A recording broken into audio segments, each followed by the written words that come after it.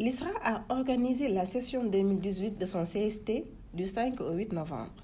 La cérémonie d'ouverture qui a eu lieu à la sphère ministérielle de Diamniadio a été présidée par le directeur de cabinet du Maire, M. Lamine Lo, qui a magnifié la démarche de l'ISRA qui prône l'excellence. Je voudrais, au nom du Dr Pape Ablaye Seck, réaffirmer ici tout mon soutien à M. le directeur général et à tout le personnel pour le travail remarquable qu'ils abattent et qui a valu à l'ISRA d'être félicité à plusieurs occasions.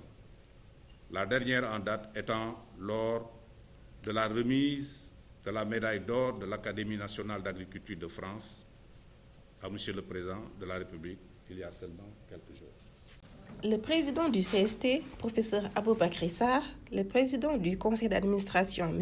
Ngansen, le directeur scientifique, Dr El Hadj Traoré, ont tour à tour fait un plaidoyer en faveur de l'ISRA pour un renforcement de leurs moyens dans le contexte du PSE, dont l'agriculture est l'un des principaux moteurs. Tous ces engagements ambitieux, monsieur le représentant du ministre, supposent un financement en quantité et surtout de ressources humaines en qualité et en quantité. Le ministre s'était engagé à avoir un plan pluriannuel de recrutement et je pense que c'est en cours. Et j'aimerais, si vous le permettez, au nom du CST, insister pour que l'ISRA puisse vraiment bénéficier de ce plan de manière à pouvoir assurer un turnover efficace et puis surtout continuer à être engagé dans les thématiques qui sont pertinentes. Malgré les difficultés reconnues du moment, vous avez œuvré, vous avez travaillé et le chef de l'État, le président Macky Sall, ne manquera pas de faire que l'ISRA demeure extrêmement la vitrine de recherche au niveau du Sénégal. Mesdames, Messieurs, en plus du plan stratégique, l'ISRA a signé le gouvernement du Sénégal un contrat de performance pour la période 2018-2020. Évidemment, la réalisation des termes du contrat nécessite la mise à disposition de l'ISRA de moyens financiers, humains et physiques adaptés ou adéquats. C'est le lieu ici de solliciter un plaidoyer, et comme si vous m'avez vu, de mise à disposition à temps opportun de ces moyens. En marge de la cérémonie d'ouverture, il a été procédé à la remise d'attestation aux 9 lauréats de l'ISRA à la session 2018 du CAMES avec un taux de réussite de 100%. Les travaux du comité scientifique et technique ont démarré par la présentation des 4 nouveaux membres, dont 3 dames, ce qui témoigne de la prise en compte de l'aspect genre par l'ISRA, qui est l'un des rares instituts à instaurer la culture de l'évaluation scientifique. En marge de ces travaux, 3 animations scientifiques se sont déroulées.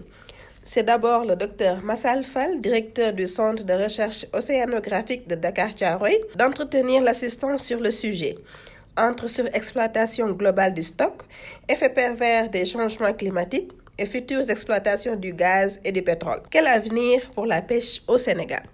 Il s'en est suivi la présentation du directeur du Laboratoire national d'élevage et de recherche vétérinaire, Dr Momar Talla Seck, sur la lutte contre les glossines et la trypanosomiase animale dans la zone des Niayes. État des travaux et perspectives. Pour finir, Dr Ibrahima Sarr du Centre national de recherche agronomique de Bambey a quant à lui communiqué sur l'évaluation de l'effet des biofertilisants sur les ravageurs de l'arachide. Dr Alfred Koulitine, Dr Djaminatou Sanogo et Dr Madiama Sissé ont respectivement présenté en plénière les projets portant sur le village pilote, les rôles de l'agroforesterie dans l'intensification durable des petites exploitations et la sécurité alimentaire des sociétés en Afrique de l'Ouest. La prédiction génomique pour le développement et la diffusion de variétés de blé tolérants à la chaleur dans la vallée du fleuve Sénégal. Aussi, le bureau de la propriété intellectuelle a été présenté par Dr Cheikh Alassane Fall. Après les travaux de commission et la lecture et l'adoption des rapports, le comité scientifique et technique 2018 a été clôturé par le directeur général de l'ISRA, Dr Alioune Fall. Des recommandations qui demandent du temps, quoi. C'est pas quelque chose qu'on règle tout de suite comme ça, quoi. Je crois que ce type de recommandations, bon, certainement vous les verrez jusqu'au jour où vous voyez que c'est réglé et puis vous dites que bon, c'est réglé, quoi. Mais bon, tout ça c'est un peu fonction de l'environnement. Les questions sur les OGM, j'avais demandé à ce qu'on les discute parce que vous savez, les gens ils sont en train de changer la loi sur les OGM. La loi va passer à l'Assemblée nationale. C'est en cours actuellement.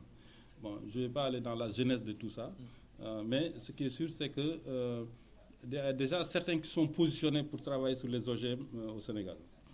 On a déjà des projets qui commencent. Donc, on va être envahi, c'est sûr. Parce que beaucoup de gens pensent qu'avec cette ouverture, on doit pouvoir travailler sur les OGM. Je pense que c'est une question, en tout cas, qu'il va falloir discuter en interne pour voir un peu quelle est la stratégie de l'ISRA sur ces questions. La cérémonie de clôture a été marquée par la signature de 2 protocoles d'accord sur les recherches halieutiques, agricoles et en élevage entre l'Institut sénégalais de recherche agricole et l'Institut national de recherche agronomique du Congo.